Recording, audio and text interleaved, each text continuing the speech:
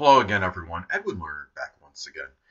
In this YouTube astrological segment, I'm going to be talking about astrology and disappearances. Well, anyway, first off, as far as astrology and disappearances goes, well, obviously, I think Neptune could really be really a very strong culprit, if not the primary one, which can impact disappearances. Now, the house that Neptune transits in a chart can sometimes reflect that area or sector of life where something may disappear, or at least it plays a role in a disappearance. Perhaps what it can do, it could be, I think in some cases, the manner in which one may actually dissipate or basically disappear, not literally, but basically disappear either out of one's life, or sometimes it's disappearance connected with more nefarious reasons, and I'll get into that in some examples in a little bit.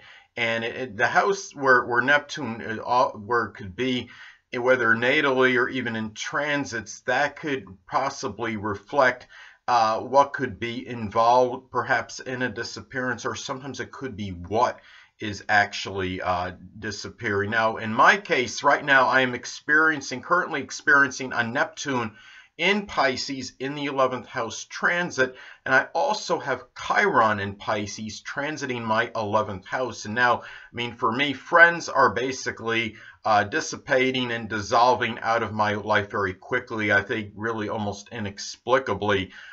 Neptune and Pisces energy can be very mysterious and enigmatic, and often when we get like these transits or have something in our chart connected with this, we often feel dumbfounded and dumbstruck by this, and we don't often even understand why this is happening due to that mystery aura that's connected with Neptune, that mysterious aura. Now, Chiron transiting my 11th can suggest that I'm experiencing some emotional wounds of suffering because of the dissolving and dissipation of friends and acquaintances. Now, excuse me, I think when you look at this too, the aspects that are made by Neptune can be significant as well. I think it could show how one may deal with this disappearing like energy, which often I think can take place when you're talking about Neptune, whether it's in the natal or it's in transits. Now, in my case, transit Neptune in my 11th is currently squaring my 3rd house ruler, which is the moon in Gemini, and that in the moon in Gemini is in the 1st house. So this could be causing certain emotional and mental chaos and confusion, and it's right there out there where a lot of people can really, I think, see this, being that the moon in Gemini is in the 1st house, which is the 3rd house ruler. Now, and it could also be at the same time, while experiencing this emotional and mental chaos and confusion due to this transit, it could be done with experiencing also a lot of manifold Gemini emotions in the process. But keep in mind, people, that it's important to remember that disappearances are not often adverse or negative. Sometimes they could actually be advantageous and beneficial. I mean, let's say you have Neptune transiting your 7th house. This could be the dissipation or dissolving of one or more open adversaries.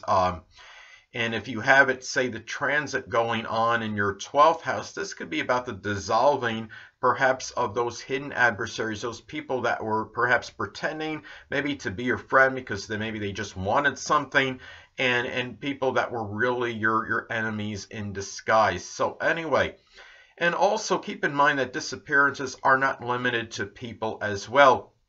Transit Neptune, say, conjunct one's Venus, for example, or maybe even transiting the 2nd house or conjunct the ruler of the 2nd house, could indicate the disappearance of money and or possessions, perhaps. So, and I do, as I stated before, I do think the #1 culprit for disappearances in astrology very well is Neptune, and Pisces energy can figure strongly as well. So anyway, well, I want to start to talk about a couple cases that come to mind of famous disappearing people. One was found in about 2 weeks after his disappearance, and the other was never found, to the best of my knowledge. But first one I want to talk about, one person that comes to mind is Adam Walsh, who of course is the son of John Walsh, who used to host the show America's Most Wanted.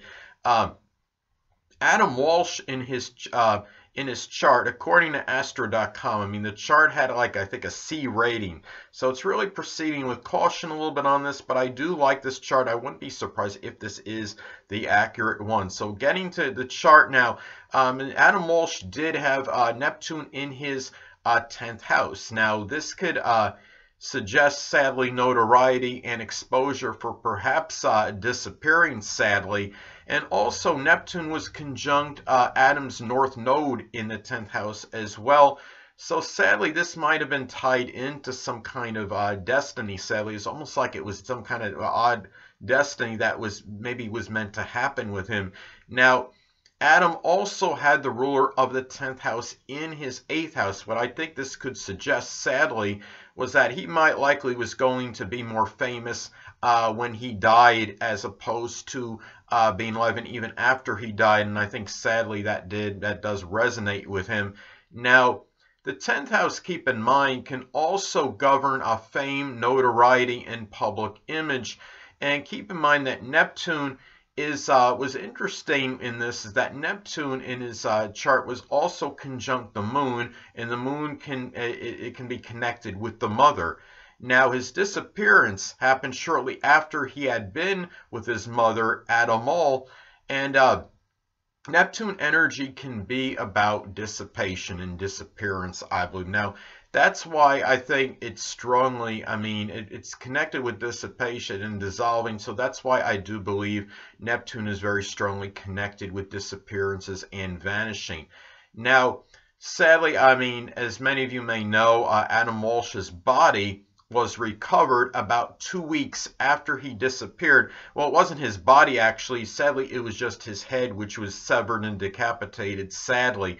Now, what's interesting about this, get a load of this now, he had Taurus at 24 degrees on the cusp of his 4th house of end of life. And of course, 24 degrees Taurus, as many of you may know, is close to that nefarious, what I see as somewhat nefarious fixed star Algol. And Algol is connected with beheadings. Now, and remember, again, the 4th house does represent the end of life. The ruler of the 4th house also was in very close conjunction to his 10th house cusp. So perhaps this is another indicator as to why this got so much exposure and publicity.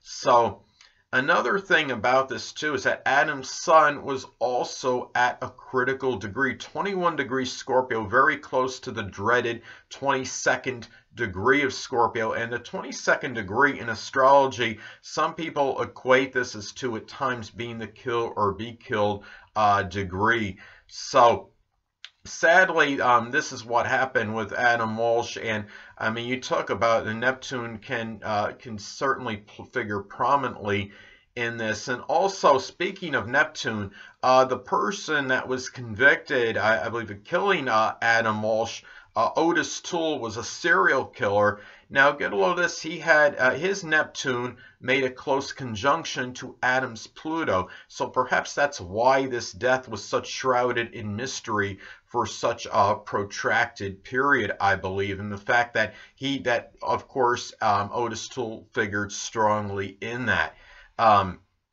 Another thing I noticed about Otis Toole's chart is that he has the Sun and Mercury in Pisces, and he has Mercury in Pisces retrograde as well. Imagine that, right? Of course, Mercury in Pisces, as many of you may know, is in its detriment and fall.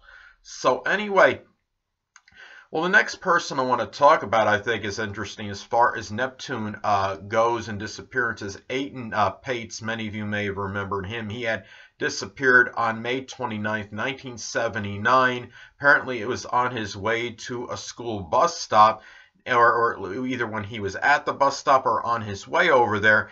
Now, transit Neptune Well, I mean, I didn't get his time. I don't know his actual chart, so I'm going by his solar chart. Now, in his solar chart, he had transit Neptune in the 3rd house, and this could explain maybe perhaps why he disappeared in connection with the short journey.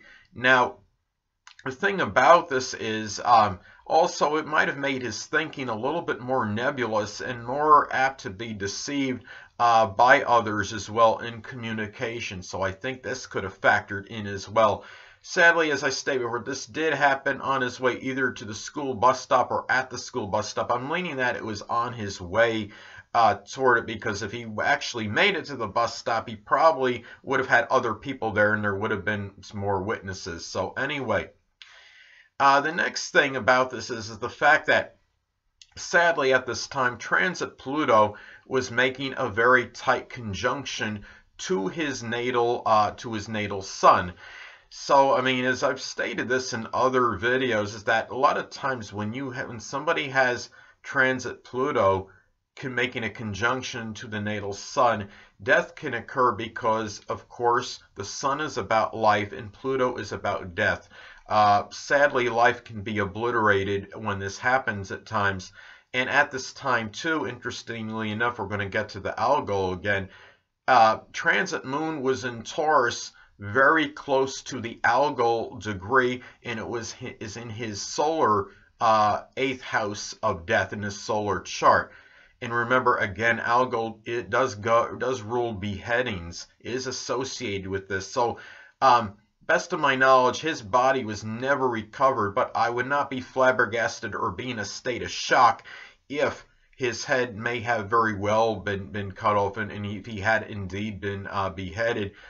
Transit Chiron at the time was also very close to transit Mars in Taurus. So I think this may have increased the chance that this could have been a very volatile, kind of violent death. And also the throat area, which is associated with Taurus, of course, could have very strongly been injured, and there may have likely been a strangulation, I believe.